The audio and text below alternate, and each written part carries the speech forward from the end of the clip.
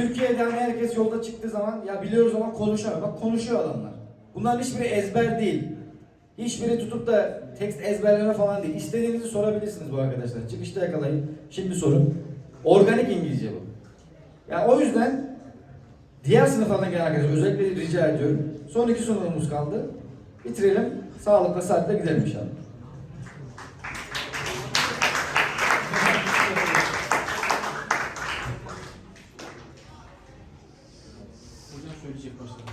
Evet, başlayalım. Hi everybody, my name is İbrahim Yücel, and today I am going to talk about Mods and Blade 2 Bannerlord. Contents. Firstly, today I am going to talk about founder of Bannerlord, and I will talk about game modes, online mode and story mode. Then I'll talk about kingdoms, and we will talk about trades, battles and siege, and I will finish my presentation. Louder and closer. Tailwords and Armanios. Armanios founded the Tailwords and he made, I think, the best game in Turkey. So that's very proud of us and it's sold out worldwide. Game modes. In Mount and Blade 2 Bannerlord, there are 2 game modes, online mode and story mode. Online mode. In online mode, there are 32 players and it's a team deathmatch. So the team that kills the most enemies wins. And you can choose your weapons and armors. Story mode. Once there was an empire named Calradian Empire in Calradia. And the empire was conquered all of the nations and ruled all of the nations for centuries. But then the empire became poor and weak and the enemies became strong and they conquered their lands. And there was a civil war in the empire. And it's in the Middle Age in year 1084. And we are a noble who lost his father and mother in an ambush. And we have 2 brothers and 1 sister. And we are who will conquer all of the map or rescue the empire from that situation. Kingdoms. In Mount and Blade 2 Bannerlord, there are a lot of kingdoms and there are a lot of effects of the nations and the geographic places. We will talk about them. Calradian Empire. Calradian Empire was conquered all of the map and ruled all of the nations for centuries, but then the empire became poor. So there was a civil war, and in that civil war there are 3 empires: Western Empire, Southern Empire, and Northern Empire. And I think Armenia was inspired by history. I think that time is the last times of Roman Empire.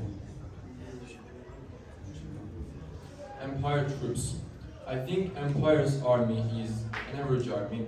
So they have all of the type of troops, but their troops are not that good or not that bad.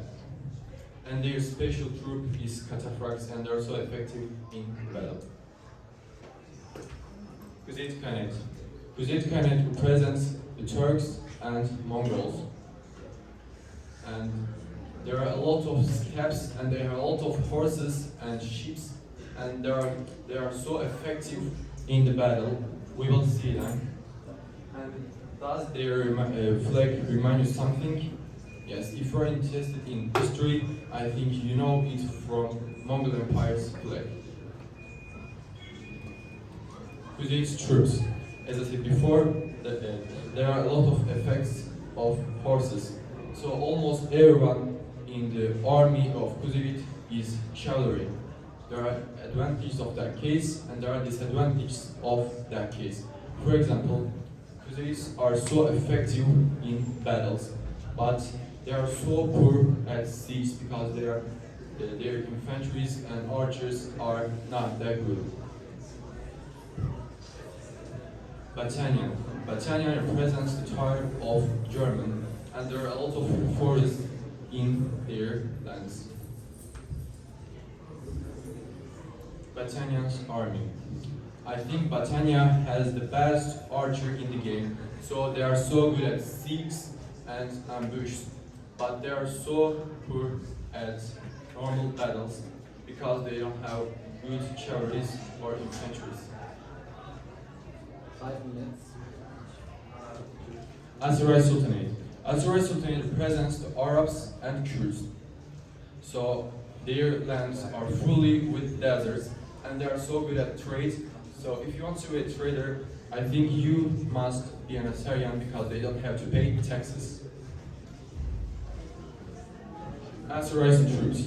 Azerai's army, I think, and also army, but their infantry is one of the best infantry in the game because they can use two-handed war axe, and there is no troop who can use two-handed war axe except them. Landian. Landian represents the English and French. I think, as you guess, their flag looks like the Wessex Kingdom's flag.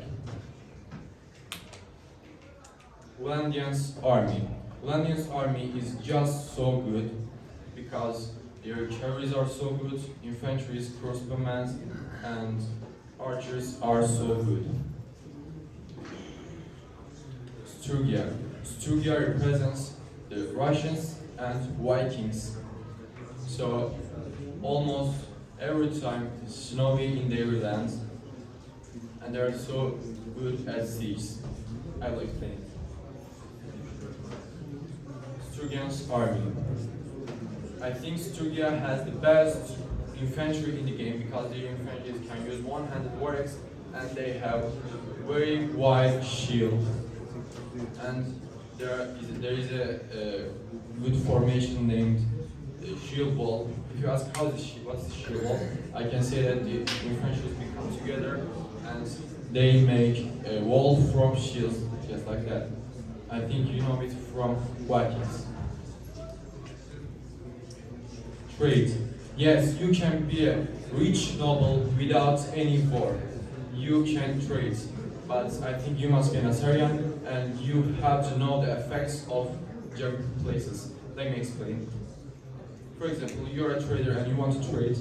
You can go to the Kuzey's land and you can buy some horses there because there are a lot of horses there. So horses are so cheap there, and you can sell them in Battania because they don't have a lot of horses. So horses are so expensive. So you can make money without any war. Smithy. Yes, you can craft your own weapon in Bannerlord, and that way you can make money. And if you do that, you will be able to craft very good weapons, even the best in the game. Sieges. If you ask me how can I conquer somewhere, I can say that you have to make sieges. And you have to make siege tools, and that way you can conquer somewhere and you can make your empire bigger. Battles. If you want to win against huge armies, you have to do tactics.